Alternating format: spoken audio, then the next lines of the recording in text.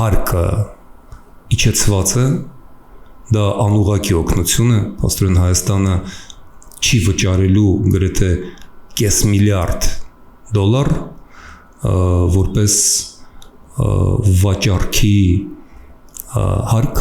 Եվրոպայի հետ առևտրի դեպքում։ Սա շատ լուրջ օգնություն է եւ դա միանգամյա միանվագ ժեստ չէ։ Եվրոպան շուռ է տալիս Փաշինյանի բանաձևը, իբրև թե Հայաստանը պատրաստ է մերձենալ Եվրոպային այնքանով, որքանով Եվրոպան պատրաստ է Հայաստանին ընդունել։ Եվրոպան այս օրերից ցույց տվեց, որ ճիշտ հակառակն է։ Եվրոպան է պատրաստ ընդունել, մերձենալ, ընդգրկել, միանալ Հայաստանին այնքան, որքան Հայաստանի իշխանությունն է պատրաստ, որովհետև հայ ժողովուրդը պատրաստ է դրան վաղուց։ Ասեմ որքան վաղուց։ 2000 տարի շարունակ, երբ որ Տիգրան Մեծը Պոմպեոս Մագնումի հետ աշտարակում 66 թվականին